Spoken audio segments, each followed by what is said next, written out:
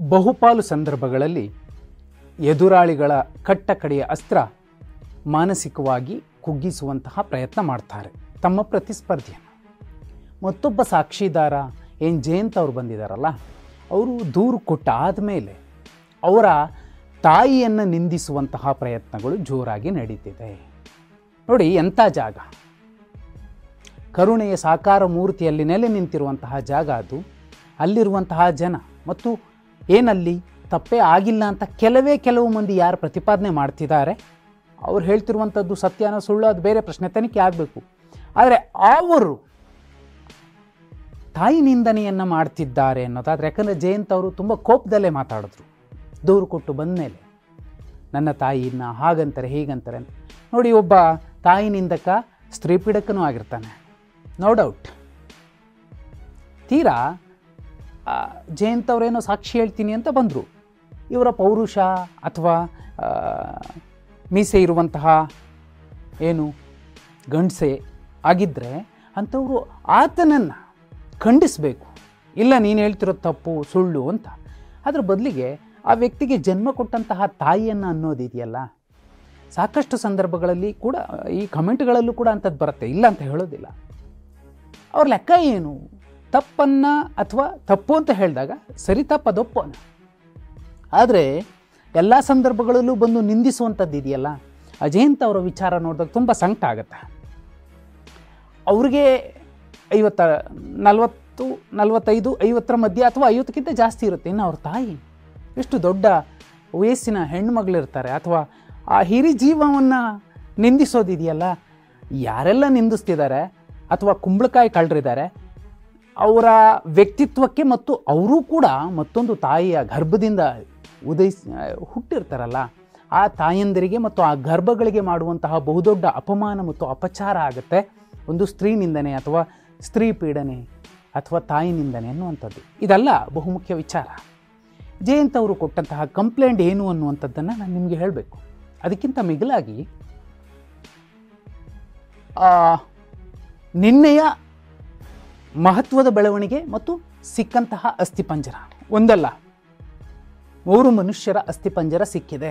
ಅದರಲ್ಲಿ ಮಹಿಳೆದಿದೆ, ಒಂದು ಮಗುದಿದೆ ಅಂತೆಲ್ಲ ಮಾತಾಡ್ತಿದ್ದಾರೆ.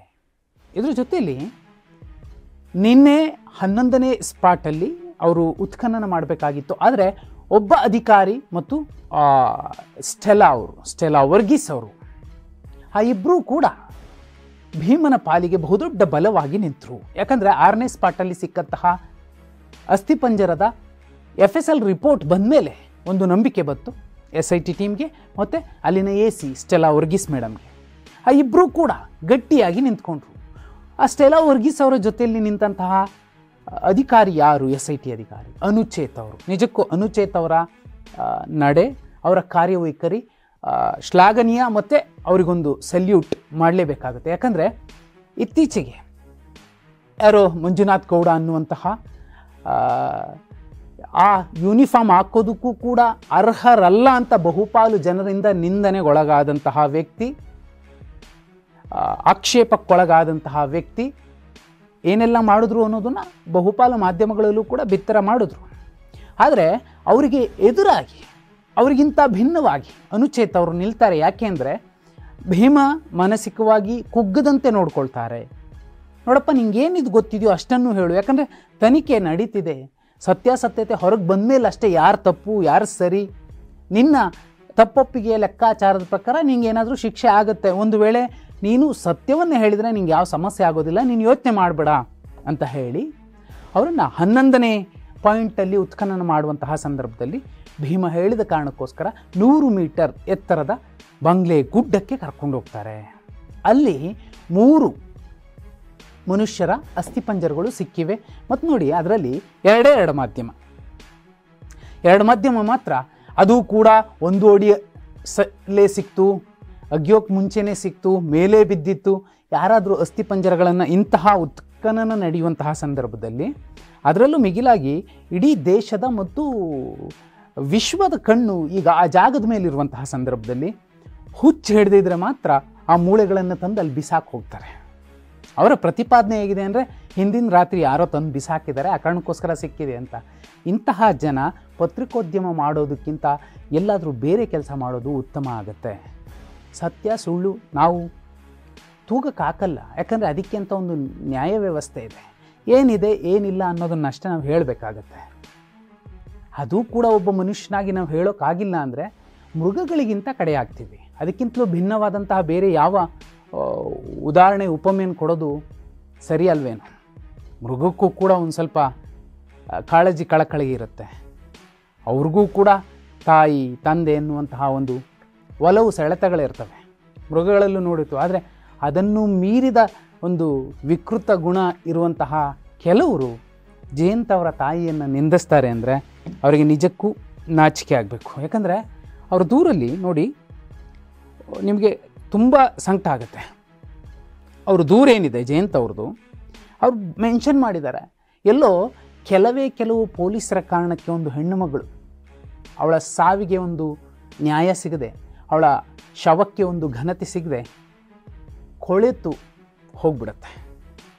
2002 ಮತ್ತು 2003 ಅವಧಿಯಲ್ಲಿ ಸುಮಾರು 13ರಿಂದ 15 ವರ್ಷದಾಗಿದ್ದ ಹೆಣ್ಣು ಮಗುವಿನ ಮೃತದೇಹ ರಾಜ್ಯ ಹೆದ್ದಾರಿ 37ರ ರಸ್ತೆ ಬದಿಯ ಅರಣ್ಯದಲ್ಲಿ ಎಸೆದು ಹೋಗಿರುವ ವಿಷಯವನ್ನು ಸ್ಥಳೀಯ ನಿವಾಸಿ ಬೆಳ್ತಂಗಡಿ ವೃತ್ತ ನಿರೀಕ್ಷಕರ ವ್ಯಾಪ್ತಿಯಲ್ಲಿರುವ ಪೊಲೀಸ್ ಅಧಿಕಾರಿಯವರಿಗೆ ಮಾಹಿತಿಯನ್ನು ನೀಡಿರುತ್ತಾರೆ.